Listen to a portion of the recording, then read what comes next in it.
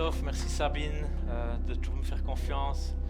Ça fait plaisir d'être là. J'espère que vous allez tous bien, que vous avez la forme, que vous avez pu vous reposer pendant les vacances d'été, que vous avez pu profiter un peu, vous ressourcer pour être là tout frais ce soir. Moi, je crois que Dieu est bon. On a un bon papa, comme ça a été dit, un papa qui est fidèle malgré des fois nos circonstances, malgré nos épreuves, malgré les challenges qu'on peut traverser dans la vie.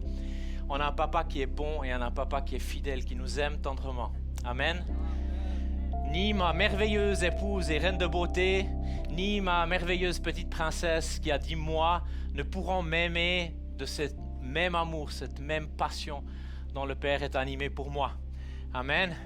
Et la seule chose qui peut vraiment nous satisfaire et nous remplir, c'est sa présence. C'est son amour. Puis on peut chercher partout. On peut chercher ça dans un époux, dans une épouse, dans le succès, dans l'argent, dans le travail, dans plein de choses, même dans nos enfants. Mais en fait, ça ne va jamais nous satisfaire, comme l'amour du Père peut nous satisfaire. Amen. Et puis pourtant, on a toujours cette tendance des fois à essayer d'aller chercher ailleurs ce que le Père lui-même veut nous donner. Mais je crois que Dieu a quelque chose de bon pour nous ce soir. Et papa, je te remercie pour ta présence. Je te remercie, Saint-Esprit, parce que tu es ici. Je te remercie pour ton Église, parce que ton Église est ton corps, te représente ici sur la terre.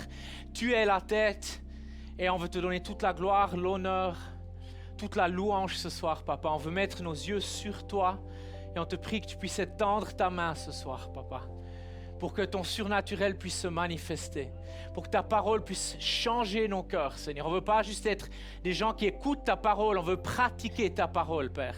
On ne veut pas être comme cet homme ou cette femme qui se regarde dans un miroir et qui, juste en quittant le miroir, ne se souvient même plus à quoi il ressemble. Mais Seigneur, on veut pratiquer ta parole, on veut l'expérimenter. Et non seulement on veut la vivre pour nous, mais on veut la donner plus loin, on veut impacter ce monde, on veut être ce sel et cette lumière, Seigneur, que tu nous appelles à être, ces témoins de Jésus-Christ, ton Fils, papa. Les témoins de la résurrection, les témoins de ta puissance, les témoins de qui tu es et de ce que tu fais. On te loue, papa, ce soir. Et Seigneur, prends toute la place, Père. Viens toucher nos cœurs, Père. Là où il y a de la dureté, là où il y a de l'orgueil, là où il y a de la résistance, là où on a mis des murs de protection, papa. Viens enlever ces choses pour que nos cœurs soient authentiques devant toi ce soir, soient purs et tu puisses nous atteindre, Père, que tu puisses toucher le centre de nos cœurs par ta présence, par ta parole qui est comme une épée à double tranchant. On te remercie, papa. On te loue, on te bénit parce que tu es bon, parce que tu es fidèle. Parce que ce soir, tu balayes tout découragement, tu balayes toute dépression. Tu balayes toute angoisse, toute crainte, toute peur, toute timidité, parce que ce n'est pas un esprit de crainte que tu nous as donné, mais un esprit de force, d'amour et de sagesse. Et Seigneur, on te loue, Père. On te dit, prends toute la place. Viens régner ce soir. Sois le Seigneur. Viens régner, Père. Viens régner sur le trône de nos cœurs, sur le trône de nos vies, sur le trône de cette Église, Père. Je te remercie, Papa. Alléluia. Amen. Alléluia, merci papa. J'ai eu un téléphone cette semaine avec pasteur Christophe, votre merveilleux pasteur, qui est un gars incroyable, que j'aime trop. Qui est cet homme qui a cette passion pour Dieu, qui a ce feu et en même temps un merveilleux humour. Et puis j'ai toujours bien rigolé avec lui et on a vraiment toujours du plaisir à partager. Et en fait, il m'a dit que vous étiez un peu dans une série ou dans une saison où vous parlez du fait d'être témoin. Et puis, c'est quelque chose qui brûle sur mon cœur. Et j'ai toujours, en fait, eu cette passion pour partager l'Évangile, pour pas juste garder ça pour moi, mais pour être aussi capable de donner plus loin ce que j'ai reçu. Puis je crois qu'il y a un monde qui se meurt ici à l'extérieur. Et puis en fait, on est appelé chacun à être ce sel, à être cette lumière. Et souvent, il y a eu ce mensonge dans l'Église où on croyait que c'était que les évangélistes qui étaient appelés à évangéliser. Non, j'aimerais vraiment briser ce mensonge ce soir et dire que c'est chaque disciple de Jésus-Christ qui est appelé à être sel et lumière. Chaque disciple de Jésus-Christ qui est appelé à sa manière, là où Dieu l'a placé, en fait, à témoigner de ce que Dieu a fait dans sa vie, à témoigner de l'Évangile et à partager l'amour du Père. C'est vous, c'est moi, chacun de nous, on a cette responsabilité. Vous savez, le jour où on se retrouvera devant Dieu le Père, on devra rendre des comptes, on ne pourra pas dire « Ouais, mais c'était le rôle de Christophe le pasteur. Ouais, mais c'était le rôle de tel et tel dans notre église, parce que lui, il avait vraiment l'appel d'évangéliste. » Non, on a tous cet appel de partager l'évangile. Ok, chacun à notre manière, chacun là où Dieu nous a placés. Et le titre de mon message ce soir, c'est la grande mission. Dans Marc 16, 15 à 18, il leur dit, allez dans le monde entier, annoncez la bonne nouvelle à tous les hommes. Celui qui croira et sera baptisé sera sauvé, mais celui qui ne croira pas sera condamné. Voici les signes miraculeux qui accompagneront ceux qui auront cru. En mon nom, ils chasseront des démons, ils parleront des langues nouvelles, ils saisiront des serpents venimeux. Ou s'il leur arrive de boire un poison mortel, cela ne leur causera aucun mal. Ils imposeront les mains à des malades et ceux-ci seront guéris. Alléluia. On connaît bien ces versets. Depuis que je suis chrétien, depuis l'âge de 15 ans, j'en ai entendu des messages sur ces versets. J'ai entendu ces versets très souvent. Et le risque avec certains versets, certains passages qu'on entend beaucoup, particulièrement dans nos mouvements évangéliques ou charismatiques, où on croit dans le miraculeux, on croit dans le surnaturel, gloire à Dieu. Quelle vie triste de chrétienté si on ne croirait pas dans le surnaturel et puis que Dieu est le Dieu des miracles. Et parfois, on aurait presque la tendance des fois que ça nous saoule un peu. Où on dit « Ah, j'ai déjà entendu ça, je connais. Donne-nous un peu du steak, donne-nous un peu quelque chose qu'on ne connaît pas, qu'on n'a pas entendu, une révélation là, qui transforme ma vie et puis que je n'ai jamais entendu. » Mais une chose que j'ai réalisée, les amis, c'est que tant qu'on n'arrive pas à vivre ces réalités-là, on peut les entendre 600 fois, 1500 fois, tant qu'on n'arrive pas à les expérimenter, à ce que ça prenne racine en nous et que ça devienne une réalité dans nos vies, c'est qu'on a besoin de le réentendre.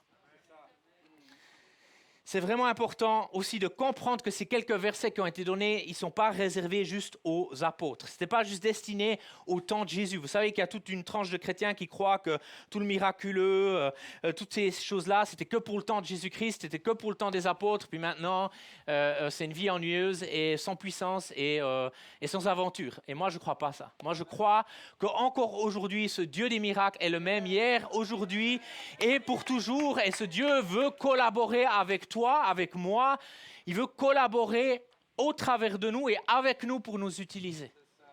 Il y a des choses que Dieu ne va jamais faire parce qu'il veut les faire au travers de toi ou sans toi. Dieu ne va pas tout faire à ta place. Il y a toujours une partie où nous, on a notre responsabilité. Dieu va faire sa part et on est appelé à faire la nôtre. Si tu ne te lèves pas le matin de ton lit, tu ne te brosses pas les dents, tu ne déjeunes pas, je veux dire un peu de déo, etc., tu t'habilles bien pour aller au travail, tu ne vas pas avoir ton salaire à la fin du mois. Il y a ta part de responsabilité, c'est de te lever, c'est d'aller au travail et de faire ta part et te donner de la peine. Je veux dire, ton patron, il ne va pas continuer à t'envoyer ton salaire si tu ne te pointes pas au travail. Donc, c'est la même chose avec Dieu. Dieu nous a donné un mandat, nous a donné une mission et Dieu est fidèle, il va faire sa part, mais il attend qu'on fasse la nôtre. Et il y a aussi cette mode des fois chez les chrétiens où il y a cette tendance où on est là, mais j'attends sur le signe, j'attends sur Dieu. Tu attends presque qu'il y a un ange qui vienne et puis qui note avec des lettres de feu sur un mur, vas-y, tu es prêt. Et moi, je crois que Dieu, il attend sur nous. Il attend que nous, on passe à l'action. Tu n'as pas besoin d'être parfait. Il n'y a pas tout qui a besoin des picobello dans ta vie parce que ça n'arrivera jamais. On est en chantier, on est en processus. Dieu agit, des fois on tombe, on se relève. On a des failles, on a des fois des faiblesses. Et Dieu a choisi d'utiliser des outils imparfaits pour accomplir son plan parfait. Amen. Et des fois, quand je lis les histoires dans la Bible, ça me rassure. Quand je lis l'histoire de David, ce qu'il a fait, quand je lis l'histoire de Moïse, ce qu'il a fait, quand je lis l'histoire de plein d'hommes et de femmes de Dieu, des fois on voit le côté bling-bling, le côté oh, joli, puissant, miraculeux, puis on oublie des fois l'histoire, on oublie des fois le trajet, on oublie des fois ce qui s'est passé, la préparation. Et on voit que c'est des hommes et des femmes qui ont été imparfaits, que Dieu a utilisés. Donc attends pas d'être parfait, mais vas-y, avec ce que tu as, avec ce que Dieu a mis dans tes mains, et attends-toi à ce que Dieu commence à t'utiliser. Alléluia. Jésus a dit dans Matthieu 28, 19 à 20, « Allez donc, faites de toutes les nations des disciples, baptisez-les au nom du Père, du Fils et du Saint-Esprit, et enseignez-leur à mettre en pratique tout ce que je vous ai prescrit, et moi je suis avec vous tous les jours, jusqu'à la fin du monde. » Jésus nous a promis d'être avec nous. Il est avec nous et il nous attend juste d'aller. Avec ma femme, on aime les nations. Ma femme elle est déjà très internationale. Elle a 2 nationalités différentes. C'est une fille de missionnaire. Elle a grandi dans différents continents, différents pays. Elle parle 5 langues. Moi-même, je parle plusieurs langues. J'aime voyager, j'ai toujours aimé ça. Et on a ce cœur pour les nations. Et en fait, une chose qu'on aime beaucoup, c'est aller en mission avec ma femme, servir, aller partager l'évangile. On aime beaucoup la Suisse, on aime le faire en Suisse, mais on aime aussi aller dans les nations. Et certaines personnes sont appelées à aller dans les nations, d'autres c'est plus local, d'autres c'est plus peut-être national. Et puis, je crois que chacun de nous, on est important. Chacun de nous, on est mission, il n'y en a pas un qui est plus grand que l'autre. Chacun de nous, on est une partie du corps. Ok, le doigt de pied ne peut pas dire à l'œil, j'ai pas besoin de toi, toi tu ne sers à rien, ou vice-versa. On fait partie du corps et on a besoin des uns des autres. Vous êtes important, tu es important. Cette église a besoin de toi, cette ville a besoin de toi, cette région ici a besoin de toi, de ce que Christ a mis en toi, de Christ en toi, l'espérance de gloire. Amen. Alléluia. Mes amis, la bonne nouvelle doit être prêchée dans toutes les nations avec toute la puissance et les dons de la Pentecôte, et ceci jusqu'à la fin des temps, jusqu'au retour de Jésus. Les signes ont été promis à ceux qui croient et qui sont sauvés après la Pentecôte. C'est ce mandat que Jésus il a donné à son Église. Et on sait que Jésus est la tête de l'Église et toute puissance et toute autorité lui a été conférée. Et Jésus nous a transmis ça. Il nous a transmis le flambeau. Il nous a transmis la mission. Il nous a transmis la puissance au travers du Saint-Esprit. Il nous a transmis l'autorité. On a tout ce qu'il faut. Et parfois, pourtant, on se décourage. On se sent si imparfait, on se sent nul, on se sent incapable. Mais ça, c'est des mensonges de l'ennemi. Quand tu comprends qui tu es en tant que fils, en tant que fille, et tu es intime avec le Père, Dieu commence à se mouvoir, le Saint-Esprit commence à se mouvoir au travers de toi, au travers de ta vie, comme il se mouvait au-dessus des eaux avant la création. Et il agit. Amen. Alléluia. Matthieu 28, 18 dit, Jésus lui-même, il a dit que tout pouvoir lui a été donné dans le ciel et sur la terre. Il est temps, les amis, qu'on arrête de donner trop de gloriole, trop de pouvoir, trop de puissance au diable et pas assez au Père Céleste, à notre Dieu Tout-Puissant, à Jésus-Christ qui a vaincu la mort, le péché, la maladie, qui a tout vaincu et qui a tout accompli. Il est temps qu'on puisse donner la gloire à qui ça revient. Et c'est à Jésus-Christ. Et qu'on voie le diable pour qui il est, un ennemi vaincu. Et qu'on sache que celui qui vit en nous est plus fort que celui qui est dans le monde. Celui qui vit en toi, le Saint-Esprit, Jésus-Christ, au travers de toi, est plus fort que celui qui est dans le monde. Laissez cette révélation, cette vérité de la parole de Dieu s'incruster, prendre place, racine dans vos cœurs. Pour que vous puissiez vous voir d'une manière qui est réelle, pas d'une manière orgueilleuse, pas d'une manière fière, pas d'une manière faussée, pas d'une manière où on se prend pour je ne sais qui. Ce n'est pas de ça que je suis en train de parler. Juste d'une manière de comment Dieu te voit, comment le Père te voit. Vous savez que comment le Père voyait Jésus, c'est comme ça qu'il te voit et c'est comme ça qu'il te regarde. Quand le Père déclarait « Voici mon Fils bien-aimé, en qui j'ai placé toute mon affection », il proclame les mêmes paroles, les mêmes affirmations sur toi. Tu peux prendre ces paroles pour toi parce que tu es son fils, tu es sa fille. Alléluia. Mes amis, on a une bonne nouvelle. Une bonne nouvelle que si vraiment elle nous anime, eh ben, on va être obligé de la partager. Ça va être plus fort que nous.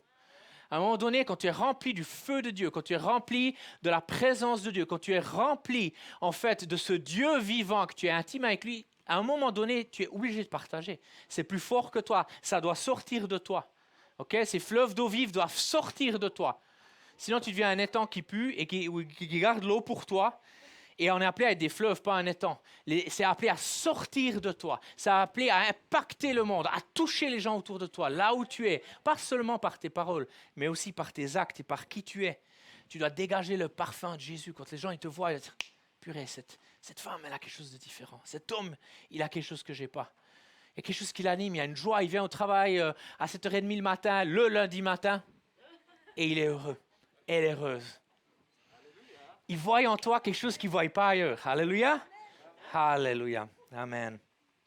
Mes amis, il est temps qu'on puisse rentrer dans cette victoire de Jésus, qu'on puisse partager ce bon évangile, cette bonne nouvelle, et qu'on puisse prendre au sérieux cette mission qui est large, qui est universelle, que Jésus lui-même nous a donnée. Elle ne se limite pas seulement aux Juifs ou à une langue donnée, mais à tout peuple, toute langue, toute nation, toute couleur de peau, femme ou homme, tout âge, que tu sois riche, que tu sois pauvre, que tu sois de la classe moyenne, peu importe, Dieu ne fait pas de distinction. C'est nous les hommes qui aimons bien faire des distinctions. Dieu, il ne regarde pas à ce qui frappe les yeux comme nous les hommes, on regarde à ce qui frappe les yeux, il regarde au cœur. Et devant Dieu, homme, femme, petit et grand, etc., peu importe si tu as un doctorat ou que tu as même pas fait d'apprentissage ou d'études, peu importe, Dieu il regarde à ton cœur. Et tu es capable parce que Christ vit en toi, parce que le Saint-Esprit est en toi. Et c'est Dieu qui te rend capable. C'est lui qui te rend capable. Acte 10, 34 à 35. Alors Pierre prit la parole et dit, en vérité, je reconnais que Dieu ne fait pas de favoritisme et que dans toute nation, celui qui le craint et qui pratique la justice lui est agréable. Dieu ne fait pas de favoritisme. Malgré que tout ce que tu peux penser, il y a peut-être ton ami chrétien qui a déjà 2 voitures, il en gagne une troisième, il en reçoit une troisième, et toi, tu n'as plus de voiture, la tienne, elle l'a lâchée, tu peines à arrondir tes fins de mois, et puis tu as l'impression que Dieu il fait du favoritisme. Je vais te dire, non, Dieu ne fait pas de favoritisme. Il veut juste que tu apprennes à célébrer la victoire des autres, la bénédiction des autres, que tu apprennes en fait à célébrer les autres avant de voir toi-même ton miracle, lequel tu attends tellement. Et Dieu teste nos cœurs. Ça m'arrivait souvent, des fois, où mon cœur il a été testé. Puis je voyais des autres, puis c'est des choses que j'avais envie, ou des choses pour lesquelles je priais, où tu as le nouveau converti, il arrive, il prie pour plein de malades, ils sont tous guéris, il amène 500 personnes à Jésus, puis toi tu es là. Mais en fait, Dieu il teste ton cœur. Dieu il teste ton humilité, il teste ton caractère. Est-ce que je vais célébrer cette personne? Est-ce que je vais la servir, la voir plus grande que moi, plus haute que moi? Est-ce que je vais me mettre dessous et l'élever? Ou est-ce que je vais être jaloux? Ou est-ce que je vais me rentrer dans le jeu de la comparaison? Il n'y a pas de favoritisme, il n'y a pas de comparaison en Christ. Amen. Alléluia. Jésus a dit que le Père enverrait le Saint-Esprit, que le Saint-Esprit serait avec l'Église pour toujours, en tant qu'agent et représentant du Christ qui a toute autorité sur la terre et dans les cieux. Le Saint-Esprit est là pour convaincre les cœurs de péché, de justice et de jugement. Ce n'est pas notre travail. Notre travail, c'est d'aimer. Notre travail, c'est de partager l'Évangile. Et c'est le travail du Saint-Esprit de convaincre de péché, de justice et de jugement. Si les gens sont sauvés, sont guéris, sont délivrés, tu ne prends pas la gloire pour toi. Tu la donnes à Dieu et tu dis merci Seigneur. Si tu te fais envoyer paître, en bon français, ou envoyer balader, ou même on se moque de toi, eh ben, tu continues à rendre gloire à Dieu et tu continues ta mission. Tu ne te décourages pas. Il y a un principe, moi je suis dans la vente depuis de nombreuses années, il y a un principe que j'ai appris, avant d'avoir un oui, tu dois avoir au moins 9 non. Hein, c'est le principe des règles de, je ne sais plus comment ça s'appelle, mais il faut avoir beaucoup de non, puis tout d'un coup tu as un oui. Et des fois, c'est la même chose en fait avec quand on partage l'évangile, où des fois on est découragé parce qu'on ne voit peut-être pas le fruit, ou pour le miraculeux, ou pour la guérison, on ne voit peut-être pas le fruit qu'on aimerait voir. Mais en fait, Dieu, il veut qu'on persévère, qu'on ne lâche pas, qu'on continue. Et s'il y a peut-être 9 fois que ça ne fonctionne pas, mais que la 10e ça fonctionne, eh bien gloire à Dieu, ça vaut la peine juste pour cette personne-là. Vous savez, juste une personne sauvée, ça vaut la peine. Il y a plus de joie dans le ciel pour pour un seul pécheur qui se repent que pour 99 justes qui n'ont pas besoin de repentance. Donc Jésus est prêt à aller chercher ses brebis égarées. Et c'est la même chose pour le miracle. Et c'est quelque chose vraiment un principe que j'essaie d'appliquer dans ma vie. J'essaie de ne pas me décourager. Même des fois, je suis face au découragement. Mais je n'essaie pas de me décourager. Puis je dis, je persévère. Je continue. Vous savez, j'étais en Afrique il y a quelques années, au Mozambique. On arrivait dans un village pour faire de l'évangélisation dans un village lointain. Et puis, on arrive, et puis mon leader, il me dit, écoute, il y a une fille de 15 ans qui est décédée aujourd'hui dans le village. Est-ce que tu es prêt à aller prier pour sa résurrection? Elle est dans la hutte avec sa famille. Je suis allé avec 2-3 amis. On est allé par la foi, tout motivé, tout boosté. En plus, je faisais Bethel à l'école biblique. J'étais là, chakababa. J'étais tout prêt, tel un ninja pour Jésus. Prêt vraiment à voir aussi Dieu agir de manière miraculeuse. Et je suis allé dans cette hutte, on a prié, on a proclamé tous les versets que je connaissais, vraiment toutes les choses, pris autorité, etc. Et il n'y a rien qui s'est passé. On était pendant 2 heures, 3 heures dans cette hutte. Tout motivé, j'ai dit, allez les gars, on revient demain et tout ça. On est revenu le lendemain, on a continué à prier, on a fait tout ce qu'on voulait, on a brisé tous les... Et puis, il n'y a rien qui s'est passé. Et c'était un test, parce que oui, je me dis, une fille de 15 ans, elle a toute sa vie devant elle. C'est triste. Moi, ça brisait mon cœur. Et j'avais envie de voir cette puissance de résurrection à l'œuvre. Parce que je sais que Dieu est capable de ressusciter les morts. On le voit dans la parole, on sait que ça existe encore aujourd'hui. Ce n'est pas seulement réservé pour l'Afrique ou l'Asie, mais Dieu veut le faire aussi en Europe. Mais je sais que c'était un test. Et je sais, ce n'est peut-être pas pour cette fois-là, mais ce sera peut-être pour une prochaine fois. Et c'était un entraînement. Prends les choses comme un entraînement. Amen. Alléluia. Il nous a oints avec puissance et des dons afin de démontrer la puissance et la présence de Jésus de manière visible. Parce que la parole de Dieu déclare dans 1 Jean 4, 17 que nous sommes dans ce monde tel que lui, Christ, il est. Donc comme Christ, il est, nous on est ici dans ce monde. Alléluia. Dieu étant notre témoin et appuyant notre témoignage par des signes, des prodiges et divers miracles, ainsi que par les dons du Saint-Esprit distribués conformément à sa volonté selon Hébreux 2 au verset 4. On a reçu l'équipement. Saint-Esprit en nous nous remplit de compassion. Le Saint-Esprit en nous remplit des dons de l'Esprit. Okay? Pas seulement des dons, mais aussi du fruit, très important. Hein? On ne peut pas juste développer les dons puis avoir un caractère horrible. Mais l'importance du fruit, l'équilibre entre le fruit et les dons. Okay? C'est ça qui nous permet de finir la course. C'est ça qui ne nous permet pas d'être une étoile filante. Puis après, on ne la voit plus, elle disparaît. C'était la montée phénoménale, puis tout d'un coup, on n'en entend plus parler. Non, on est appelé à finir notre course comme Paul. On est appelé à gagner notre médaille, notre couronne.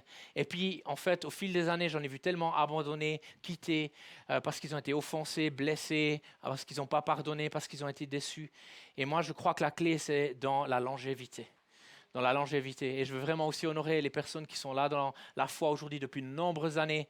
Il y a des cheveux gris et il y en a certains qui n'ont plus de cheveux, mais j'aimerais vous honorer ce soir. Parce que si vous êtes là, je suis sûr que ça fait certains d'entre vous, ça fait longtemps que vous êtes fidèles avec le Seigneur. Et j'aimerais vous honorer les aînés parce qu'on a besoin de vous. Vous êtes des exemples pour nous plus jeunes pour continuer à marcher après la suite de Jésus et de rester fidèles à notre Seigneur Jésus-Christ. Amen. Donc, c'était pas méchant, mon petit gars, vous ne prenez pas mal, vous n'êtes pas vexé. Alléluia. Dieu est témoin au travers de nous et il est derrière nous. Okay? Et quand on annonce la parole, quand on annonce son évangile, Dieu se manifeste parce que Dieu est fidèle. Dieu ne peut pas renier sa propre parole. Vous savez, les amis, de prêcher l'évangile, c'est de prêcher un Christ qui est vivant et c'est aussi de prêcher la puissance qu'il a obtenue, non seulement en mourant à la croix, mais surtout en ressuscitant. Parce qu'il a vaincu la mort, il a rejoint le Père, il est à sa droite, il siège à sa droite et il intercède pour nous. Amen. Cette puissance agit en nous et veut sortir de nous pour toucher ce monde et ses besoins. Vraiment. 1 Jean 3,8 nous dit que le Fils de Dieu est précisément apparu pour détruire les œuvres du diable. Tu ne sais pas qu'est-ce qu'est ton ministère, ça fait des semaines, des mois, des années que tu te demandes quel est ton appel. Eh bien, je vais te le donner droit là, il est dans ce verset. Ton appel, c'est de détruire les œuvres du diable. Acte 10, 38 dit que Jésus est venu et il a guéri tous ceux qui étaient sous l'oppression du diable. C'est ça ton ministère, c'est ça ton appel. Et qu'est-ce que Jésus a fait? Il a aimé, il a pardonné, il a guéri, il a chassé, il a ressuscité. Il a fait les œuvres du Père. C'est de s'occuper du business, des affaires de son Père céleste. Et c'est notre appel à nous aussi, de détruire les œuvres du diable. Le diable est à l'œuvre aujourd'hui, les amis. Toutes sortes de maladies dégueulasses et horribles, toutes sortes de malédictions, toutes sortes d'oppressions, de maladies psychiques, émotionnelles, toutes sortes d'épreuves, de choses qu'il met sur la vie des gens, dans les familles pour essayer de les détruire, de les désunir. Mais nous, on a la solution, on a Jésus en nous. Et ce Jésus en nous veut sortir pour toucher. Pour toucher les gens et puis les sauver, les transformer, les délivrer. Alléluia. Détruire les œuvres du diable, c'est notre mandat. De détruire le péché, la maladie, l'injustice. D'être ce justicier de Dieu et d'apporter la justice, d'apporter l'amour, d'apporter la joie, d'apporter le réconfort, de pleurer avec ceux qui pleurent, de se réjouir avec ceux qui se réjouissent. La première mission que les 12 disciples ont reçue, Matthieu 18, guérissez les malades, ressuscitez les morts, purifiez les lépreux, chassez les démons, vous avez reçu gratuitement, donnez gratuitement. Et on voit le rapport de ce qui s'est passé dans Marc 6, 13. Il chassait beaucoup de démons, appliquait de l'huile à beaucoup de malades et il les guérissait. Les amis, si tu ne te mets pas en action, tu ne vas pas avoir de miracle. Commence à faire des choses que tu n'as jamais faites pour commencer à voir des choses que tu n'as jamais vues. Mets-toi en action. Ok, quand il y a eu les miracles de la multiplication de la nourriture, Jésus n'a pas fait juste le miracle dans les mains, hop, etc., juste comme ça. Non, ils ont dû prendre la nourriture dans les mains. Ils ont dû commencer à partager la nourriture. Et au moment où ils étaient en action, au moment où ils partageaient la nourriture, le miracle de la multiplication s'est créé. Donc c'est au moment où tu te lèves de ta chaise, de ta zone de confort, tu sors de ta zone de confort, tu te lèves de ta chaise et tu commences à faire que tu vas voir que Dieu va venir avec le surnaturel et va venir pourvoir aux besoins. Alléluia. Dans Luc 9, 1, 2 et verset 6, Jésus rassembla les 12 apôtres et leur donna puissance et autorité pour chasser tous les démons et guérir les maladies. Il les envoya proclamer le royaume de Dieu et guérir les malades. Ils partirent et allèrent de village en village. Ils annonçaient la bonne nouvelle et faisaient partout des guérisons. Puis Jésus a étendu la mission des 12 aux 70. Il a envoyé les 70 dans Luc 10, 8 à 9. Dans toute ville où vous entrerez et où l'on vous accueillera, mangez ce que l'on vous offrira. Donc si on vous offre des raviolis, faites pas vous difficile. Guérissez les malades qui s'y trouveront et dites-leur le royaume de Dieu s'est approché de vous. Alléluia. Mes amis, moi, ça m'encourage. Ça me défie, certes, je vais l'avouer, ça me défie, mais c'est bien que ça nous défie. La parole de Dieu est là aussi pour nous défier.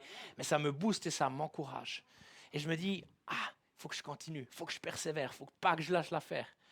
Et Eddie Becker, elle dit toujours cette phrase que j'aime beaucoup, elle dit, celui qui ne quitte pas, il gagne. Et on doit être des gagnants, on est appelé à être des gagnants, on est déjà des gagnants lorsqu'on ne quitte pas, mais lorsqu'on persévère. Alléluia. Jésus leur a donné la puissance et l'autorité sur toutes les œuvres du diable. Il l'a donné pour toi, il l'a donné pour moi. Les apôtres étaient reconnus pour guérir les corps, chasser les démons et annoncer le salut. La puissance de Dieu était avec eux pour accomplir ses œuvres lorsque c'était nécessaire et pour glorifier le Père. Les miracles, c'est toujours pour glorifier le Père. Tout ce qui se passe, le salut, la guérison, la délivrance, le miracle, c'est toujours pour glorifier le Père. Leur travail principal, c'était d'annoncer l'évangile pour l'âme, le corps, l'esprit, cette totalité. Et Jésus atteignait les foules en chassant les démons, en guérissant les affligés. Les disciples ont fait de même, alors nous, on est appelés à faire de même. Le même mandat, cette grande mission, elle nous a été donnée aussi à nous. Puis lorsque Jésus il a prié la prière que l'on peut trouver dans Jean 17, ce n'était pas seulement pour les apôtres qu'il l'a prié, mais aussi pour tous ceux qui croiront après eux.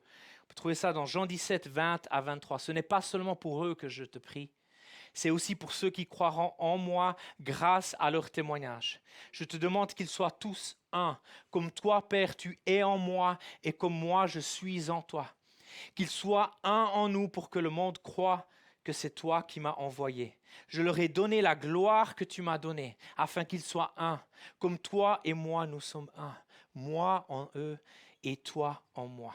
Qu'ils soient parfaitement un, et qu'ainsi le monde, et ça c'est le but, puisse reconnaître que c'est toi qui m'as envoyé et que tu les aimes comme tu m'aimes. Alléluia. Le Père non seulement nous aime comme il a aimé Jésus, mais le Père aime les perdus comme il nous aime. Il n'y a pas de distinction.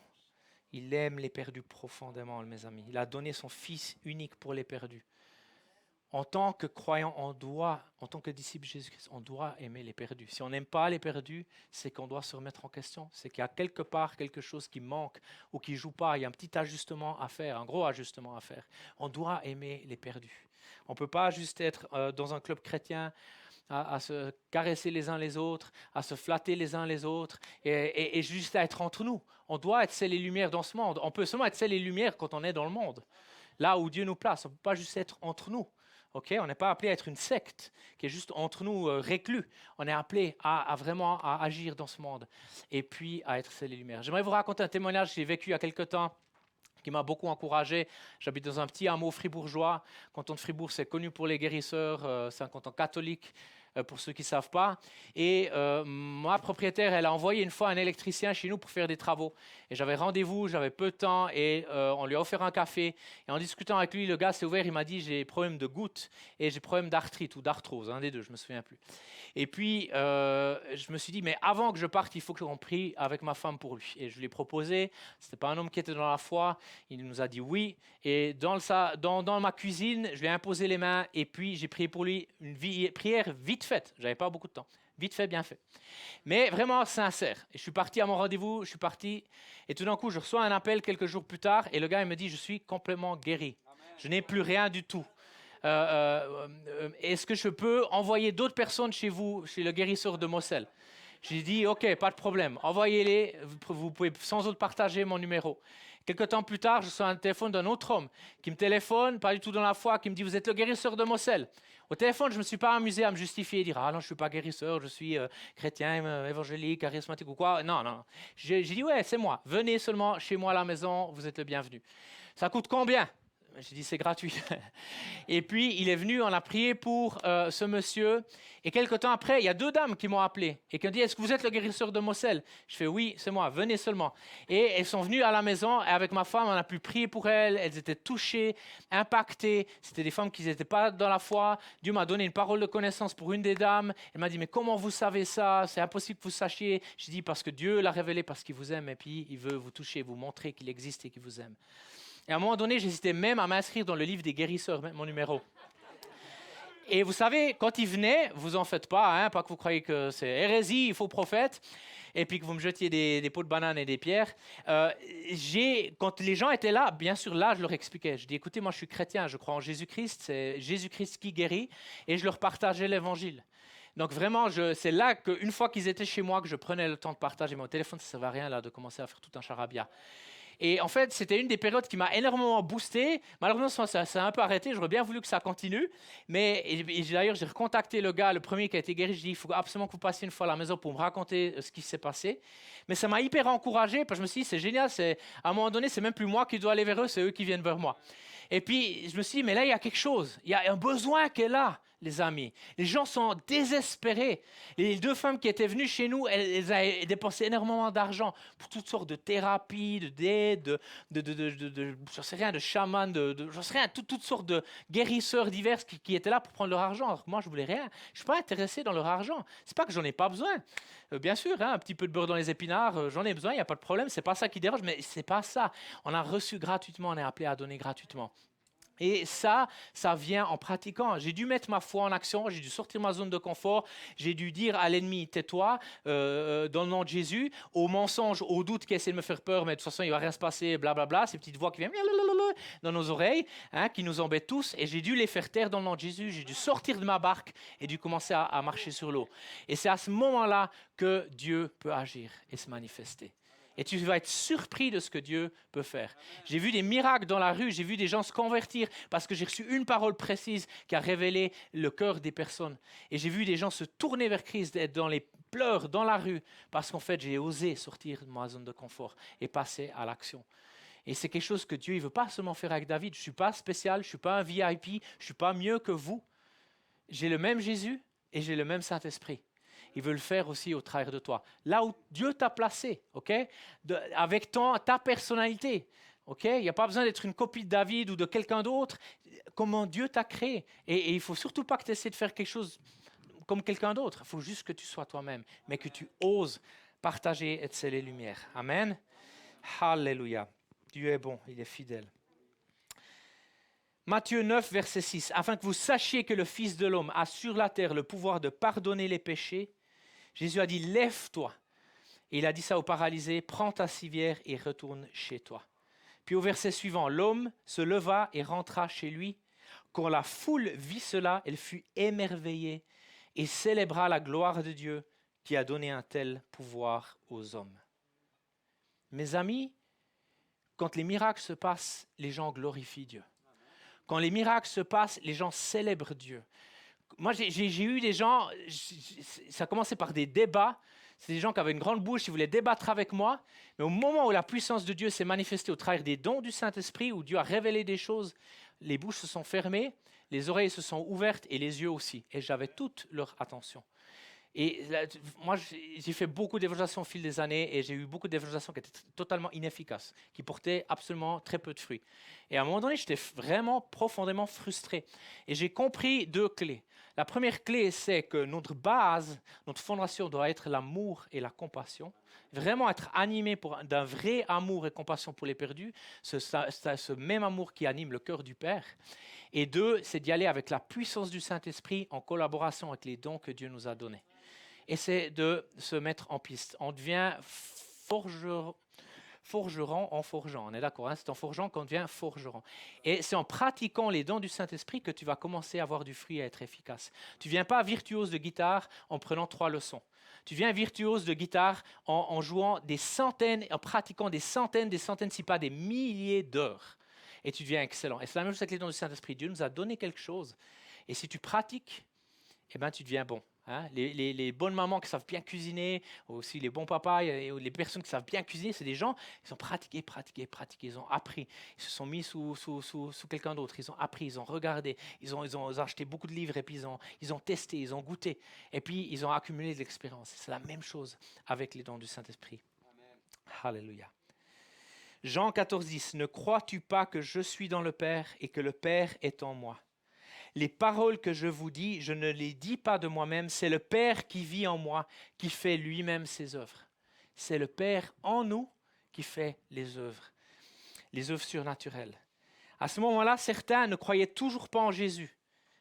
Et Jésus leur dit, « Croyez-moi, je suis dans le Père et le Père est en moi. » Et regardez bien ce verset, c'est vraiment important. « Sinon, croyez au moins à cause des œuvres que vous m'avez vu accomplir. » Il y a tellement de théories qui disent on n'a pas besoin des miracles, on n'a pas besoin de ci, on n'a pas besoin de ça, les gens ils regardent nos vies, etc. Oui, ils regardent nos vies, c'est vrai. Et ça ne peut pas être juste des paroles, ils vont regarder nos vies. Et nos actions parlent plus fort que nos mots. Mais Jésus lui-même, il a dit, mais si vous ne croyez pas en moi, regardez au moins, croyez en moi à cause des œuvres que j'ai accomplies. Vous croyez que si Jésus, il faisait juste des beaux speeches, des beaux sermons bien élaborés, super intelligents, avec des beaux mots et d'une manière poétique, vous croyez qu'il aurait eu le succès qu'il a eu? Moi, je vous promets que non. Jésus a eu le succès et l'impact qu'il a eu parce que non seulement il prêchait la vérité, mais parce qu'il y avait des signes, des prodiges, des miracles, des guérisons, des délivrances. Les gens venaient de villes, de villages voisins pour amener les malades à ses pieds. C'est parce que la puissance et l'amour de Dieu se manifestaient de manière visible. Et ça devrait être la même chose dans nos vies, les amis. Et je suis en train de terminer. Vous en faites pas. J'arrive sur la fin. Mais c'est important qu'on comprenne, on a besoin de ça. Ok? J'ai entendu souvent les gens qui disent, ouais, il faut rechercher le Père, il faut rechercher le visage du Père, mais pas ses mains. Et moi, je me dis, il faut rechercher l'entièreté de qui Dieu il est. De qui il est et de ce qu'il a à nous donner, pas juste une partie. Et c'est vrai que Dieu, il a plein de facettes. On ne peut pas limiter Dieu à une facette. Dieu, il en a plein. Mais moi, je n'ai pas seulement envie de connaître Dieu pour qui il est, j'ai aussi envie de recevoir ce qu'il a pour moi. Okay, parce que c'est un père parfait. En tant que papa, j'ai envie de donner le meilleur pour ma propre fille. J'ai envie de lui donner le meilleur. Et père imparfait que je suis. Et je sais que le Père céleste qui est parfait, il a des choses parfaites pour nous. Amen. Et j'ai envie de prendre tout ce que Dieu il a pour moi. Amen. Alléluia. Jésus, il a quitté sa gloire pour faire les œuvres de son Père. Pour que le monde croie que le Père l'avait envoyé dans le monde. Et que le Père nous aime comme il a aimé Jésus. Le Père veut confirmer sa parole au travers de nous avec des signes, des prodiges, afin de convaincre ce monde de ce merveilleux évangile de Jésus-Christ, que c'est la vérité et qu'ils sachent que Dieu nous a envoyés, qu'il les aime. Les amis, à un moment donné, s'il n'y a pas la marque de cet amour du Père et du surnaturel dans notre vie, on ne fait pas une grosse différence avec les Mormons, les témoins de Jéhovah et tous ceux qui veulent bien partager la parole de Dieu d'une manière ou d'une autre. À un moment donné, on doit être distingué par l'amour du Père et par la puissance du Saint-Esprit qui en nous veut agir. Et je crois que c'est le temps où l'Église doit se lever et être audacieuse. Une Église qui se lève, qui brille de mille feux et qui fait la différence. Et je ne suis pas en train de dire ça pour mettre un poids, une culpabilité, de loin pas. Et je vous promets, je suis en apprentissage, je suis dans le même bateau que vous. Je ne suis pas meilleur, comme je l'ai dit avant, je suis en apprentissage, j'apprends tous les jours. Je dois m'humilier tous les jours. Je dois me remettre en question régulièrement. J'apprends de gens qui sont plus âgés que moi, plus expérimentés que moi, qui ont plus de fruits que moi. Mais j'ai envie d'avancer, j'ai envie de voir du fruit. Je sais que c'est dans vos cœurs aussi. Vous ne seriez pas dans cette église sinon. Vous ne seriez pas ici ce soir si ce n'était pas dans vos cœurs. S'il n'y avait pas cette même faim, cette même soif pour ce Dieu des miracles. Marc 16 au verset 20. Quant à eux, ils s'en allèrent proclamer la parole en tout lieu. Le Seigneur travaillait avec eux et confirmait leur prédication par les signes miraculeux qui l'accompagnaient. Alléluia. Luc 10, 19. Écoutez bien ceci. il est vrai que je vous ai donné le pouvoir de marcher sur les serpents et les scorpions et d'écraser toutes les forces de l'ennemi sans que rien ne puisse vous faire du mal. Amen. Appropriez-vous de la parole de Dieu, de ses promesses. Ok? Vous dites, ouais, mais les serpents, je ne risque pas de me faire mordre par un serpent dans les forêts du canton de Vaud. Mais souvenez-vous de l'histoire de Paul. Paul, à un moment donné, il cherchait du bois pour faire du feu et il y a un serpent qui l'a mordu. Et puis, il aurait dû mourir, il aurait dû être impacté, mais Dieu l'a préservé, Dieu l'a protégé. Amen. Et peut-être ce sera un jour où tu vas en mission, ou si il t'arriverait de boire quelque chose qui est un breuvage mortel ou quelque chose, ben Dieu va te protéger parce que Dieu est bon, il est fidèle et Dieu va manifester ce surnaturel au travers de toi. En tout cas, mes amis, moi j'ai décidé, je refuse catégoriquement de vivre une vie ennuyante sans la puissance et le surnaturel de Dieu. J'ai besoin de ça. J'ai besoin de faire une rencontre avec ce Dieu vivant et de le voir se manifester en moi et au travers de moi. Alléluia. Est-ce que je peux demander à Cyril, mon cher ami, de venir? Et il est toujours fidèle au poste, Cyril. C'est juste un super bon gars. Merci beaucoup, Cyril. Mes amis, j'ai juste envie qu'on puisse prendre un temps ce soir, qu'on puisse prier, qu'on puisse s'attendre à ce Dieu des miracles, à ce Dieu de l'impossible, à ce Dieu qui est le seul vrai Dieu. Les autres dieux ont des bouches mais ne peuvent pas parler. Ils ont des yeux mais ne peuvent pas voir. Ils ont des oreilles mais ne peuvent pas entendre. Ils sont faits par la main des hommes, taillés dans la pierre, dans le bois ou toutes sortes de matériaux. Nous, on est enfants du Dieu vivant. C'est pas qu'on est meilleur que les autres. C'est pas qu'on est meilleur que les gens du monde. Non, souvenons-nous que c'est lui qui nous a aimés le premier. C'est lui qui nous a choisis. C'est lui qui est venu nous prendre là où on était, dans notre misère, dans notre perdition, dans notre besoin. Il est venu nous chercher, il est venu nous recueillir. Et mes amis, cet évangile, il est trop merveilleux. Cette nouvelle, elle est trop bonne pour la garder égoïstement pour nous. Et j'ai envie de faire une prière ce soir pour qu'on puisse se lever comme une armée unie, pour que Christ puisse briller dans nos vies, pour qu'on puisse faire la différence, pour qu'on soit oint, qu'on soit saint de force, qu'on soit oint de puissance du Saint-Esprit. Et peut-être ce soir, tu n'as pas encore reçu le baptême du Saint-Esprit et tu as besoin de recevoir ce baptême de l'Esprit pour pouvoir être rempli de la puissance, de l'autorité de Christ et des dons du Saint-Esprit. Alléluia. Père, on te glorifie ce soir. On vient devant toi tel qu'on est, avec humilité. On reconnaît notre dépendance de toi, Papa. On ne veut pas devenir indépendant de toi. On veut être totalement dépendant de toi. Et Père, on te soumet nos vies, nos cœurs, nos pensées. Viens renouveler notre intelligence ce soir, Père. Seigneur, viens briser nos cœurs. Viens briser nos cœurs pour les perdus. Viens briser nos cœurs pour ce monde. Viens briser nos cœurs pour ceux qui ne te connaissent pas, Père. Que nos cœurs soient remplis du même amour et de la même compassion qui t'anime toi, Papa. Qui t'a poussé à donner ton Fils unique. Qui t'a poussé, Seigneur, à te séparer de ton Fils unique pour qu'il puisse venir et vivre cette vie sur la terre. Nous montrer l'exemple de ce qu'il était possible de faire lorsqu'on est soumis à toi.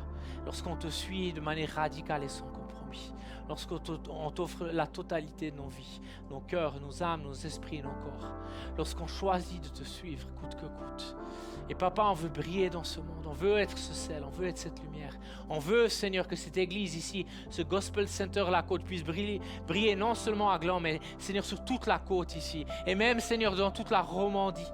Parce que les gens savent et peuvent entendre qu'il existe un Dieu qui est vivant. Un Dieu des miracles, un Dieu de l'impossible. Un Dieu qui guérit les cancers. Un Dieu qui guérit les gens qui ont eu un diagnostic, qui vont mourir dans les prochaines semaines ou prochains mois, où le monde médical est complètement Seigneur, désemparé, totalement limité, mais où le Dieu des miracles n'a pas dit son dernier mot. Ce Dieu qui est capable de ressusciter les morts. Ce Dieu qui est capable de guérir les gens qui sont malades mentalement, les gens qui sont oppressés, les gens qui sont dépressifs, découragés, les gens qui en peuvent juste plus, qui en ont marre de la vie, qui ont l'impression que la dernière des solutions, la seule solution qui leur reste, c'est de mettre fin à leur jour. Et papa, nous, on a cette merveilleuse nouvelle. Et je te prie, Seigneur, que dans cette église, tu puisses lever des guerriers et des guerrières. Des gens, Seigneur, des hommes et des femmes de réveil. Des hommes et des femmes de compassion. Des hommes et des femmes qui sont remplis de la puissance et de l'amour du Père. Des gens, Seigneur, qui n'ont pas peur, Seigneur, de l'Évangile, qui n'ont pas honte de l'Évangile. Parce qu'ils savent que c'est la puissance de Dieu pour sauver, pour guérir et pour délivrer. Seigneur, je veux prendre autorité ce soir dans le nom puissant de Jésus-Christ. Quand tout esprit de mensonge, tout esprit de découragement, tous les gens qui ont témoigné mais qui n'ont pas vu le fruit qu'ils auraient voulu, tous les gens qui ont prié, Seigneur, qui n'ont pas vu le salut qu'ils auraient voulu, tous les gens qui ont posé les mains aux malades et qui n'ont pas vu les guérisons qu'ils auraient voulu, tous les gens qui ont témoigné et qui n'ont pas vu les délivrances qu'ils auraient voulu. Père, on veut se souvenir des promesses de ta parole et on veut s'aligner à ta parole ce soir, Papa. Et on veut dire, Seigneur, on ne veut pas limiter notre expérience. Seigneur, on ne veut pas la descendre, Seigneur, par rapport à ta parole, mais on veut augmenter, Seigneur, notre croyance, nos convictions au niveau de ce que ta parole dit. Parce que c'est ta parole qui est la vérité, pas nos expériences. C'est ta parole qui est la vérité. C'est ta parole qui demeure éternellement. Toutes choses passeront, les cieux et la terre passeront, mais ta parole demeure éternellement. Seigneur, aide-nous ce soir à nous aligner à ta parole. Seigneur, on veut être les lumières, on veut briller dans ce monde. On veut être des témoins, on veut être des gagneurs d'âmes. On veut être des pêcheurs d'hommes. On veut être des gens qui annonçons ton royaume et qui faisons une différence dans ce monde. Je veux aussi balayer tout esprit de culpabilité ce soir. Tout esprit de condamnation, tout esprit qui dit que tu n'es pas assez ci, tu n'es pas assez ça, tu n'es pas assez bien, tu n'es pas assez équipé, tu n'as pas fait d'école biblique, tu n'as pas assez ça, tu n'as pas assez de connaissances bibliques, peu importe. On veut balayer ces mensonges ce soir dans le nom de Jésus. Et on veut proclamer que là où tu es, comme tu es et comme Dieu t'a créé, tu peux agir, tu peux être témoin, tu peux être scellé lumière et tu peux être utilisé par le Dieu Tout-Puissant pour lui rendre gloire. Dans le nom de Jésus, je vous bénis ce soir. Et je proclame que vous allez être une église qui a du fruit dans l'évangélisation. Une église qui va voir les perdus se tourner à Christ. Une église qui va non seulement vouloir et qui désire le surnaturel, mais qui va expérimenter et vivre le surnaturel. Dans une nouvelle mesure, d'une nouvelle manière, comme une nouvelle vague, comme un nouveau souffle qui vient sur chacun d'entre vous, mais aussi sur cette église. Je sentais vraiment que Dieu voulait aussi enlever le découragement, cette chape de découragement qui essaie de se mettre sur cette église, sur certaines personnes ici. Et il va venir vous rendre audacieux comme des lions, courageux comme des lions. Il va venir amener de l'audacité, mais aussi de la joie dans la difficulté, la joie dans le test, la joie dans l'épreuve. Vous puissiez vous lever comme l'apôtre Paul, comme les 12 disciples. Puissiez-vous lever comme Joseph qui s'est levé en temps propice et quand c'était nécessaire, comme Daniel qui s'est levé et avec ses amis, ses compagnons et qui a fait la différence, comme la reine Esther qui s'est levée et qui a su se lever au bon moment et être utilisée par Dieu. Mes amis, Dieu veut nous utiliser. Je sentais vraiment de vous encourager ce soir. Ne perdez pas espoir, ne vous découragez pas et faites confiance à l'Éternel. Recommencez à zéro s'il faut. Dites, ok Seigneur, je mets le compteur à zéro. Je me reconsacre à toi, je me redonne tout à nouveau à toi et je repartage l'évangile. Je décide de partager de comment tu m'as sauvé. Je veux partager le témoignage de ce que tu as fait et ce que tu fais dans ma vie. Dans le nom de Jésus. Et je me réjouis d'entendre les témoignages qui vont sortir de cette église, qui vont sortir de vos vies, qui vont sortir de cette région. Parce que Dieu n'a pas dit son dernier mot pour la région ici. Dieu n'a pas donné son dernier mot pour la région ici. Alléluia. Soyez bénis mes amis. Dans le nom de Jésus, je suis encore à votre disposition aussi avec le leadership, les pasteurs ici. S'il y a besoin de prière, s'il y a besoin de miracles, s'il y a besoin d'une percée, s'il y a besoin d'une intervention de la part de Dieu, on va se tenir avec vous ce soir pour croire que Dieu va agir, que ses promesses sont oui et amen pour vous ce soir. Amen. Alléluia. Soyez bénis mes amis. Alléluia.